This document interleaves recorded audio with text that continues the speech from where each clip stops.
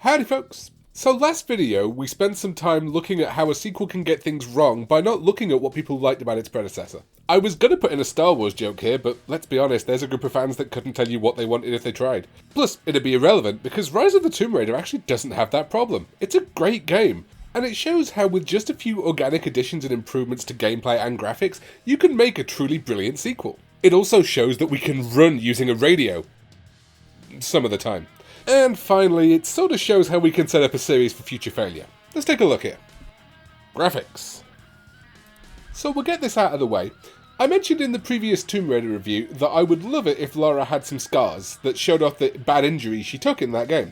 That didn't happen, which makes me kind of a sad panda. It felt like it would have been a great opportunity. Mind you, we're back to having the holy tar beaten out of Lara, so if they kept doing this every game by the end of the trilogy, she'd look like that dude that gets covered in toxic waste in RoboCop. The drinking game I suggested last Tomb Raider game, though, definitely does hold up. Every time Lara takes a fall or injury that should kill her, take a shot. You're not going to last an hour, please drink responsibly.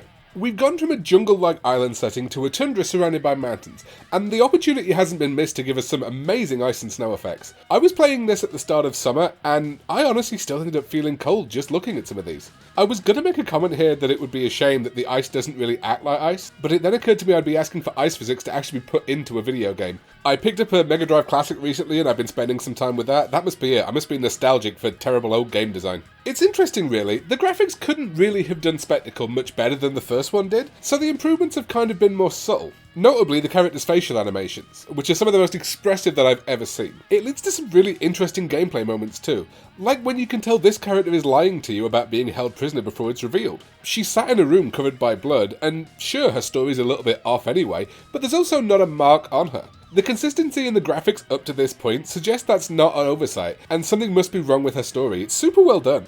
Mind you, in some of the open areas I was seeing some performance drops. Not something I'd expect from a top-end rig playing a game made in 2015, even if I am recording the footage on it at the same time. I know you probably don't want everyone looking like melted wax or, God forbid, like they do in Oblivion, but Tomb Raider, I wouldn't have minded if you'd lost a little bit of detail on people when they weren't close up, if it had meant the game not jittering like me after a pint of G Fuel. Environment and story.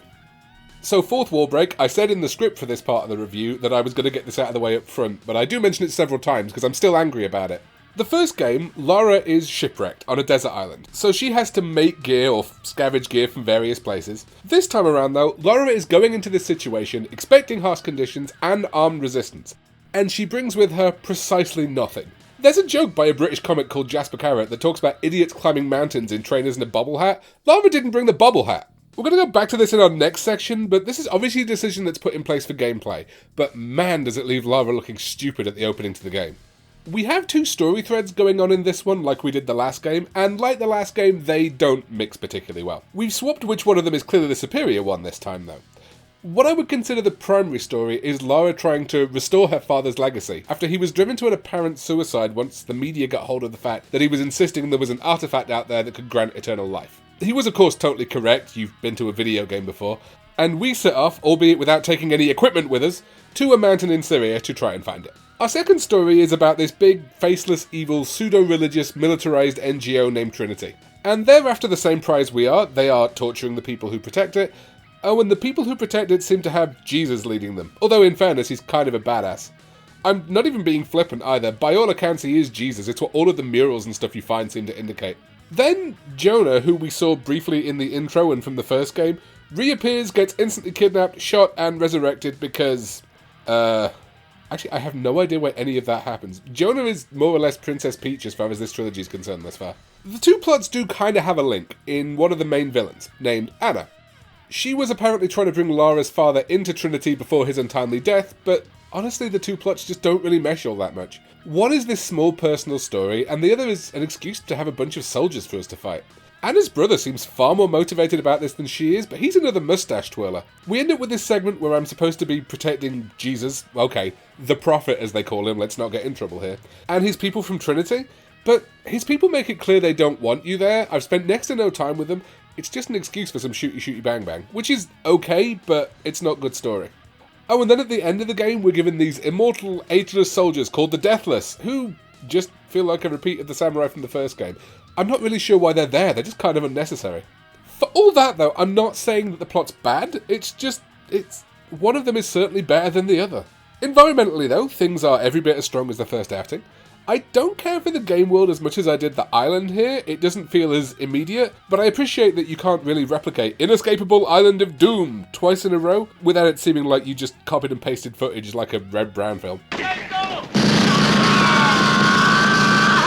Everything I loved is still here though. We've got the layered history thing going on again. This time we have gone from World War II history to Cold War history, and whether you like that change is honestly going to depend on your personal preference. We've also stepped up the mural game something fierce, though apparently Lara can now learn languages by studying entirely textless murals. Speaking of gameplay silliness, you see, segues, I've got them. Gameplay. First off, you might have noticed I am skipping the sound section this week. That is largely because the sound here is every bit as good as the first games, but that's basically all I have to say. The sound engine was great then, and it still is. One of the criticism this game got when it came out was that it wasn't innovative enough. And while, yeah, we are doing the Indiana Jones thing again, it's a Tomb Raider game. I really couldn't disagree more on the innovation point. I think most of the ideas are evolutionary rather than revolutionary, and that's not a bad thing for a sequel, although I will accept in terms of a trilogy, it's not something you can keep going through to the third game. But that's something we'll cover when we review that one. In fact, most of the improvements are really quite organic. We've leaned a little bit heavier into the combat sections here, and that's fine because the story just kind of leads in that direction. We've also beefed up the stealth system to match that, largely by adding some much needed verticality to it, and adding a system that lets us know when the guards can see each other, which I'm 90% sure wasn't in the first game, now that I've said it. We've also added a crafting system that requires animal hides, so that hunting mechanic that we sort of got teased with in the first game is actually a genuine thing now. The animals are really responsive too. Platforming hasn't taken too many steps forward. Mind you, between playing this and Prince of Persia back to back, I can't count the amount of times I have gotten in trouble because I have tried to get Lara to reverse time by a few seconds. Yeah, my problem, I know. We've gotten these new climbing arrows because apparently Lara didn't even bring a rope with her, and we can climb with them, but honestly it kind of feels more like a chore than a genuine addition to the climbing. It's not obtrusive, it's just a bit of a non-upgrade. Speaking of upgrades again, because Lara brought no flogging equipment with her, we are forced to find the same upgrades we found in the first game. And this one does actually hurt things a little bit. Finding the fire arrows and the rope arrows just has no impact when I'm wondering why she didn't have the rope or a lighter with her in the first place. It is honestly one of the worst examples of being Metroided I've seen in a recent video game, especially when there's this shopkeeper who wants me to buy a rope ascender. Lara, you had one of these at home, why didn't you bring it with you? Also, the only other real negative I have for the gameplay is a bit of a divisive one. I played this on the same difficulty I played the previous one on, and it was just way too easy. Headshots are once again totally overpowered, and yes, just like last time, I'm aware that sounds really stupid. But the assault rifle behaves like it's a sniper rifle. Look how easy this is. It really meant that all the item crafting and the XP system, which have been expanded in this one, came across as having about as much general use as a condom machine in a Catholic girls' school. I played a few sections through on the highest difficulty just to check if that was the issue, and yeah, honestly that does fix it. But it's a really odd thing to find when it's the same difficulty I played the first one on. Moving on. We do have a bunch of collectibles again this time, and man has the game leaned into them this time around. I'm not going to complain about it, because it'd be silly to complain that there are too many things, but if like me you've ever enjoyed the excellent YouTube series The Completionist, every time I got through the story section of an area and saw that the completion percentage was like 30%, my brain could just think, poor Gerard. We also have this language learning thing going on, which, yeah, it's kind of silly that apparently Lara can learn Russian from reading other Russian, but I can suspend my disbelief for it. I'm not going to backtrack and read all the monoliths that it unlocks, but it's there you are. What haven't we discussed gameplay-wise?